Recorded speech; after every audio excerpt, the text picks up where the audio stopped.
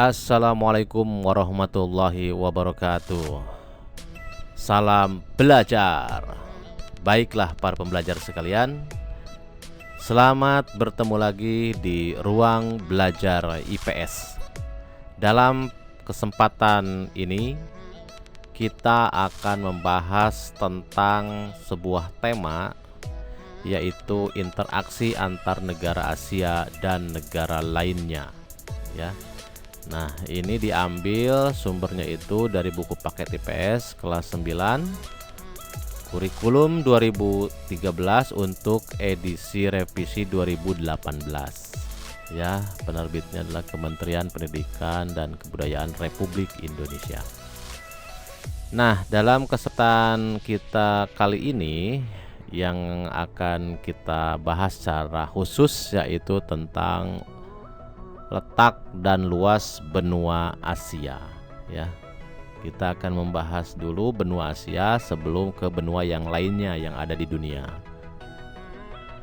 Bila kita perhatikan bahwa benua Asia ini merupakan salah satu benua terluas di dunia, ya, di antara benua-benua yang lainnya. Dan nanti juga kita akan mempelajari tentang letak geografisnya, letak astronomisnya, kemudian pembagian kawasan yang ada di benua Asia, serta iklim di setiap kawasan yang ada di benua Asia. Kita langsung saja menuju ke letak geografis. Nah, kalau ada yang bertanya, apa itu letak geografis? Sudah kita ketahui dulu bahwa letak geografis itu adalah posisi atau letak sebuah wilayah dilihat di dalam peta dan hubungannya dengan wilayah lain yang ada di sekitar wilayah tersebut, ya. Sebagai contoh, kita lihat dalam peta bahwa benua Asia ini sebelah utara itu kita lihat itu berbatasan dengan Samudra Arktik, ya. Itu sudah nanti semakin ke utara itu sudah masuk wilayah kutub utara, ya. Nah, ini wilayah utaranya. Jadi untuk benua Asia berbatasan dengan Samudra Arktik di sebelah utara. Kemudian ke sebelah timur kita lihat bahwa ternyata benua Asia ini berbatasan dengan Samudra Pasifik, ya. Kita lihat di peta, ya. Ke sebelah timur itu di sana ada Samudra Pasifik, ya, membentang cukup luas. Oke, kemudian kita lihat di sebelah barat.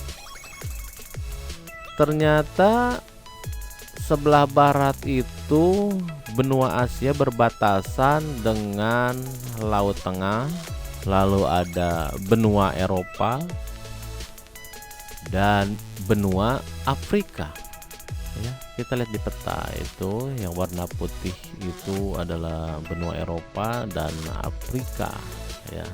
Jadi kalau kita lihat ternyata memang luas benua Asia ini lebih besar dibandingkan dengan benua Eropa, ya.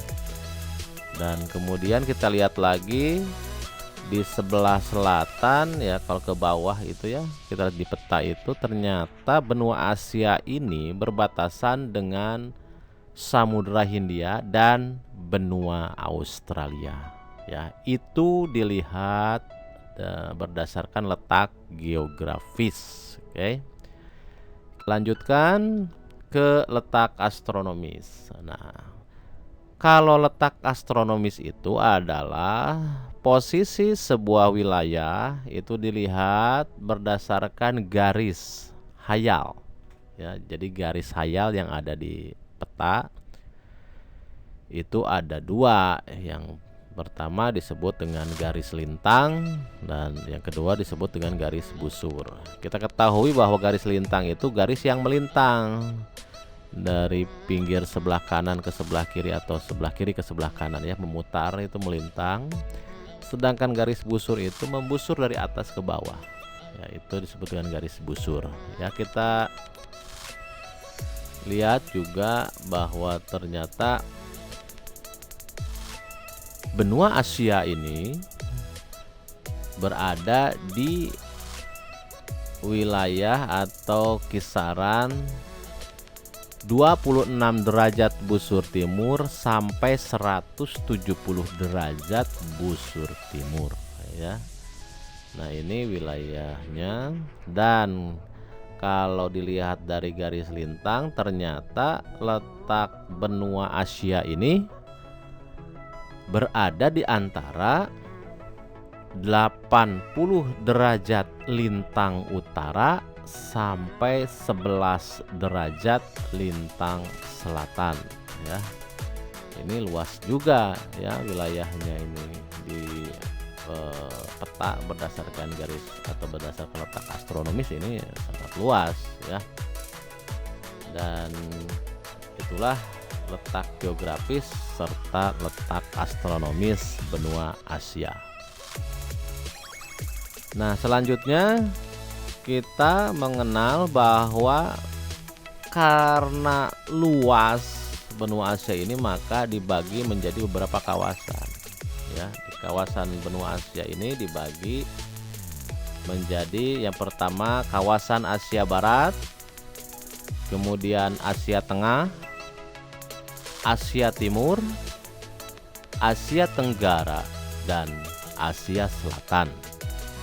Jadi untuk saat ini benua Asia ini dibagi menjadi 5 kawasan ya. Menjadi 5 kawasan karena sangat luas. Nah, kawasan itu yang pertama adalah Asia Barat, Asia Tengah, Asia Timur, Asia Tenggara, dan Asia Selatan. Oke, itu ya, jadi pembagian kawasan. Oke, sekarang kita lihat kawasan di benua Asia, di mana dalam sebuah kawasan itu terdiri dari beberapa negara ya. Nah, untuk Asia Barat kita bisa melihat bahwa negara-negara yang termasuk kawasan Asia Barat itu diantaranya adalah seperti Siprus, Suriah, Yordania, Lebanon, Irak, Iran, Arab Saudi, Uni Emirat Arab, Bahrain, Qatar, Oman, Yaman, Kuwait, Mesir, Palestina, dan Israel. Itu adalah negara-negara yang termasuk ke dalam kawasan Asia Barat. Lalu untuk negara yang termasuk ke dalam kawasan Asia Tengah diantaranya adalah Rusia ya, negara yang luas di benua Asia. Lalu kemudian Uzbekistan, Tajikistan, Turkmenistan, Kazakhstan, Georgia, dan Azerbaijan ya. Itu negara-negara diantaranya adalah yang termasuk ke dalam kawasan Asia Tengah. Nah, untuk kawasan Asia Timur, negara-negaranya kita bisa lihat adalah Republik Rakyat Tiongkok ya, merupakan negara yang luasnya juga mungkin terluas ya di antar negara lainnya. Lalu ada Tibet, ada Kepulauan Samudra Pasifik, ada Jepang, ada Korea Utara dan Korea Selatan. Yang keduanya ada di Semenanjung Korea. Nah, itu adalah negara-negara yang termasuk ke dalam kawasan Asia Timur. Kemudian negara-negara yang termasuk ke dalam kawasan Asia Tenggara ya, yaitu adalah seperti Indonesia, Singapura, Malaysia, Brunei Darussalam, Thailand, Myanmar, Laos, Kamboja, Vietnam, Filipina, Papua New Guinea, dan Timor Leste.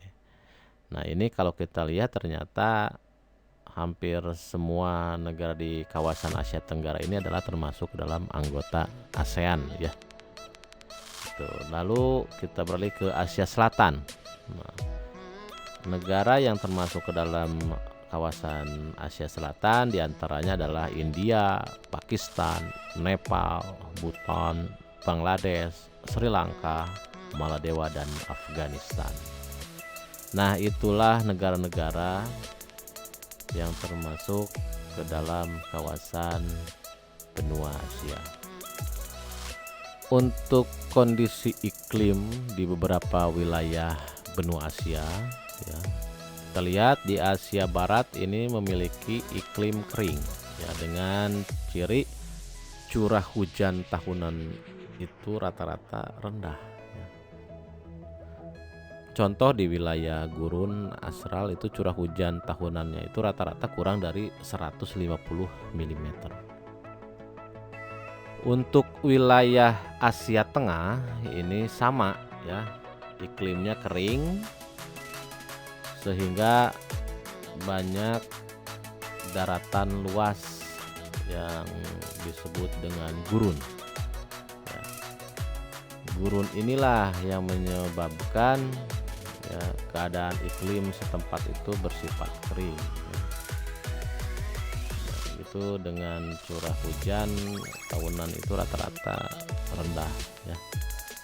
Jadi kondisi iklim di wilayah Asia Tengah. Untuk Asia Timur ini iklimnya subtropis sehingga mengalami musim panas dan musim dingin. Bahkan ada beberapa negara di Asia Timur ini kalau musim dingin datang itu bisa tertutup oleh lapisan salju. Nah, kalau Asia Tenggara ini iklimnya tropis dan lembab, ya, dan curah hujan tahunannya itu tinggi karena dilihat dari letak geografisnya juga.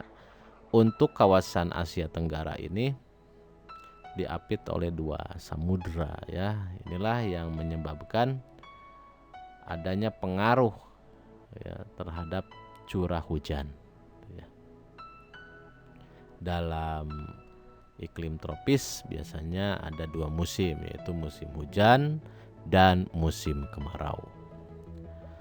Nah, untuk Asia Selatan ini iklimnya subtropis, ya, dengan curah hujan tahunannya itu sedang, ya, tidak seperti di kawasan Asia Tenggara. Untuk Asia Selatan iklimnya subtropis sehingga curah hujan tahunnya itu sedang. Ini hampir sama dengan wilayah di Asia Timur, ya. Baik, untuk selanjutnya bagi para pembelajar sekalian, setelah kita mengenal letak geografis, letak astronomis, kemudian pembagian kawasan, dan terakhir adalah tentang iklim di setiap kawasan benua Asia, maka saatnya silakan Anda semua menjawab semua pertanyaan yang ada di kuis ini, ya, sebagai refleksi untuk pembelajaran kita dalam kesempatan yang baik ini, ya. Jadi silakan Anda isi dan selamat belajar. Wassalamualaikum warahmatullahi wabarakatuh.